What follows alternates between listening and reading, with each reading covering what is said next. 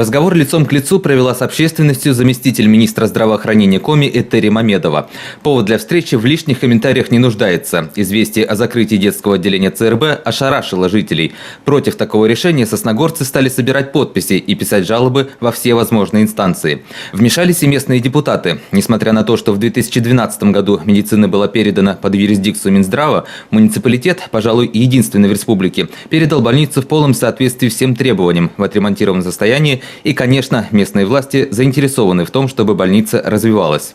Руководитель администрации Сосногорского района Виктор Шомисов направил открытое письмо в Минздрав с просьбой пересмотреть решение и детское отделение не закрывать.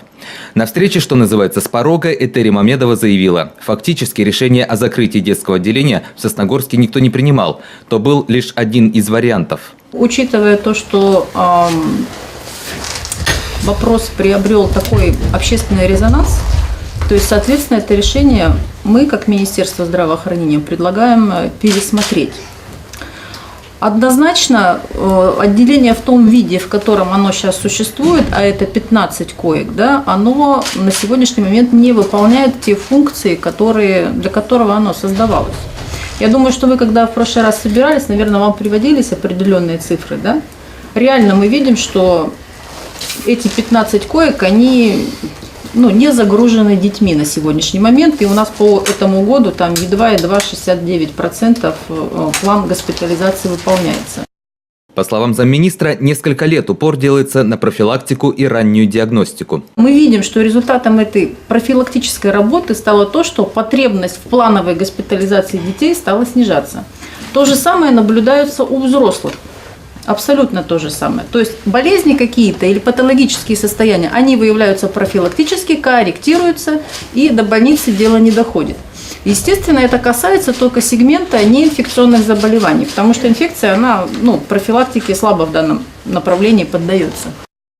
Во всеуслышание Этери Мамедова заявила, Минздрав готов сохранить детское отделение, правда, пересмотрев его структуру. Нам цифры до нас доводились, да, но на тот момент, и Ирина Николаевна Соснова подтвердила, что 12 коек были заняты. Конечно же, если 3 койки уберут, это дело, как говорится, это, да, в целях экономии. Но суть такова, что отделение, чтобы детское отделение осталось здесь, в Сосногорске. По моей практике врачебной, я врач по профессии, сколько коек не стоит, они всегда заняты.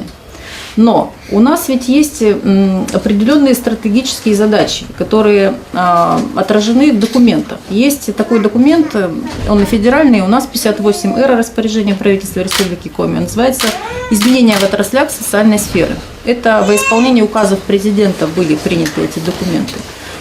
И там четко поставлена задача на повышение эффективности или отдачи от здравоохранения. И у нас какие до 2018 года стоят задачи? Мы должны объем стационарной помощи уменьшать, объем амбулаторной, профилактической помощи увеличивать. Те, которые нуждаются, они должны попасть в стационар, обследоваться в максимально короткие сроки. В максимально короткие сроки должен быть поставлен диагноз и назначено правильное лечение. Для этого нужно, чтобы вот этот срок диагностики сократить. Первое – оборудование, а второе – это подготовка соответствующая персонала. Если экстраполировать это на Сосногорскую ЦРБ, вы можете сказать, поставьте нам компьютерный томограф, и у нас все будет хорошо. На самом деле, несмотря на то, что компьютерный томограф – это очень дорогое удовольствие в покупке и в содержании, но этот вопрос опускаю. Компьютерная томография – это отдельная врачебная специальность. И для того, чтобы стать хорошим диагностом на томографе, если вы видели томограф, вы представляете, что это космос, космический аппарат. Обучиться это надо 4 года. И чтобы работать грамотно, использовать это оборудование, это надо поток пациентов. Должен посмотреть 1000 компьютерных томограмм, чтобы стать хорошим специалистом. Поэтому мы эти ресурсы, такие диагностические, мы их концентрируем. Если вы видели наши документы, мы что-то видели, там программы развития здравоохранения, то мы специально делаем точки такие межтерриториальные. Это Ухта, кстати, она у вас замечательно близко, 217 километров, Сыктывкар, Печора и Воркута. Потому что, конечно, в каждом районе, как бы нам этого не хотелось, мы, конечно, развернуть современную диагностическую базу никогда не сможем. Вопросы расстояния коснулись отдельно. По словам жителей, 17 километров – это от Сосногорска, от поселков гораздо дальше. На общественном транспорте это не одна пересадка. на данный момент, чтобы вот нам добраться отсюда до поликлиники детской в Ухте, нужно сделать 2 пересадки на газельках. Из Устюгты 3, а из Устюгты села 3. Это займет порядка 1,5 часов. Мы не в Сейчас мы Анапе отсюда, живем. если поедем. Да, почему про поселки забыли? И район это поедут на поезде. Если экстренная помощь нужна, скорая, да, мы их вывозим, детей по вызову. И детей, и взрослых – это наша прямая обязанность. Есть плановая госпитализация, мы сейчас о ней говорим, да, потому что… относится к плановой? Плановая? А что относится к экстренной? Это в течение часа помощь должна быть оказана. То есть это… Не понимаю, а плановая? А плановая, сколько у нас потом, 7 дней, по-моему, да, по программе госгарантии ожидания плановой помощи? Плановая помощь, когда врач считает, что пациент должен обследоваться в условиях стационара и дает ему направление, когда его состояние не требует экстренной госпитализации, экстренной это в течение часа, когда его состояние здоровья не несет жизни угрожающих вещей, тогда человек может отсрочно явиться в определенное время на госпитализацию, обследование и лечение. Вытекали вопросы и не сугубо медицинские. Все та же проблема, как добраться на общественном транспорте, чтобы навестить ребенка. Главврач Ухтинской детской больницы Марат Нуриев заверил, в медучреждении пойдут навстречу. За 2016 год, за 10 месяцев у нас пролечено 90 сосногорских пациентов. Мы не встречали каких-либо жалоб или проблем вот с этим аспектом взаимодействия пациентов и нашей организации. Если, ведь смотрите, и в Ухте есть отдаленные поселки, да, то есть это Ярига, Водный, еще что-то. И автобусы тоже не ходят. Мы всегда идем навстречу родителям, то есть их кладем вместе с ребенком. То есть эти вопросы всегда решаются. Мы поставлены здесь, чтобы оказывать помощь людям.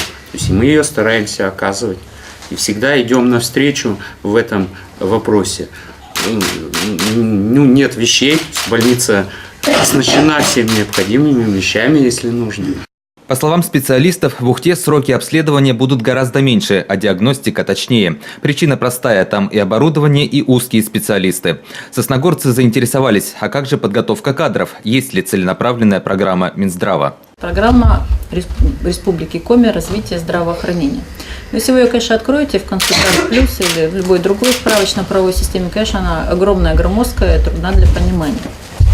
Вот. Но если говорить коротко, у нас на сайте мы разместили публичную декларацию целей и задач. То есть то, над чем мы, собственно говоря, работали в 2016 году, и каждый год у нас это будет дело развиваться. Вот мы первичную медико-санитарную помощь, то, что у вас здесь организуется, это называется первичная медико-санитарная помощь. Для нас это приоритет. А программ отдельных по оснащению оборудования, подготовке персонала нет. Это подпрограммы внутри большой программы развития здравоохранения. Но я вам сейчас скажу, приведу такую информацию. За период реализации программы модернизации и других программ, которые были до 2014 года, мы в нашу отрасль здравоохранения вложили больше 5 миллиардов рублей. То есть это колоссальные деньги. Но не достигли того желаемого результата, который бы мы хотели.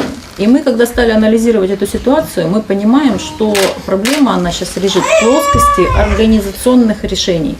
Тот ресурс, который мы располагаем, в том числе кадровый, я говорю о специалистах, да, мы недостаточно рационально его используем. Я уже говорила и повторюсь, именно в концентрации ресурсов заключается наша сейчас работа. То есть все, что требует ресурса, то есть денег, это оборудование, это подготовка уникальных каких-то специалистов для работы на этом оборудовании. Мы концентрируем в точках, они у нас называются межтерриториальные центры. А на местах, таких, к этим местам и город Сосногорск будет относиться, то есть мы стараемся медицинскую помощь приблизить, то есть мы развиваем педиатрическую службу, участковую службу. Сейчас у нас появилось новое направление, это школьная медицина, которая годами у нас была в заброшенном состоянии. Да? То есть мы стараемся сейчас медицинские кабинеты школ укомплектовать и обратить свое внимание туда. То есть медика хотим приблизить к человеку. Но вы понимаете, что это не больница, то есть в том понимании, в котором, с койками, да, куда люди госпитализируются. Наша задача именно развивать профилактическое направление, чтобы потребность в госпитализации в динамике уменьшалась. Вы сказали, что отделение остается стационарным.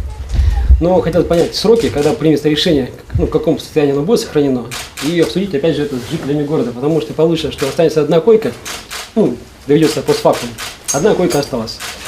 Где это не устраивает. Сейчас мы с вами сидим вот лицом к лицу, да? Значит, и у нас разговор строится, что нехорошая там администрация, нехорошее министерство хочет сделать вред жителям Сосногорска. А жители Сосногорска, значит, этому вреду активно сопротивляются. А вы поставьте себя на мое, например, сейчас место. Вы как думаете, о какой цели мы с коллегами, чего мы добиваемся-то? Никто не сомневается, что, наверное, все, что происходит, это на благо. Но, тем не менее, наверное, не на все вопросы отвечены. У каждого жителя возникают свои вопросы. И хочется их задать прямо здесь и прямо сейчас. Вот у многих возникает вопрос. Это сезонные вспышки. Профилактика, но она дает свои плоды, но чуть позже, да, надо сначала поработать. Пики, когда вот существуют пики, справится ли Ухтинская больница и справится ли наше Сосногорское отделение, если мы койки убираем? Инфекционные заболевания у детей – это всегда, как правило, экстренная госпитализация. Поэтому экстренная госпитализация – это не вопрос, она остается здесь, это не обсуждается с точки зрения организации здравоохранения, это правильно. Потому что этих детей, как правило, привозят на скорой помощи.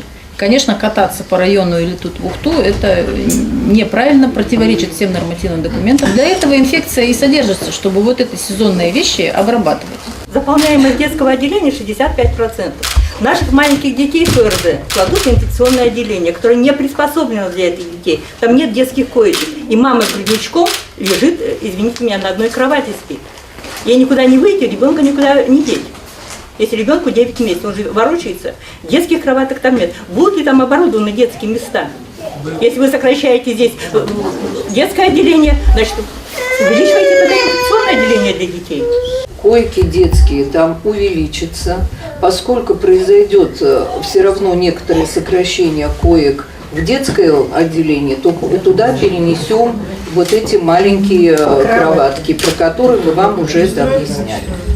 После ответа на ряд частных вопросов Этери Мамедова подводит итоги 40-минутного диалога. Еще раз замминистра здравоохранения произносит фразу, которую зал встречает аплодисментами. И еще раз подчеркивает роль неравнодушных жителей в совместном решении задач. Нами принято решение о том, что Сосногорское ЦРБ, детское отделение, не планируется к закрытию.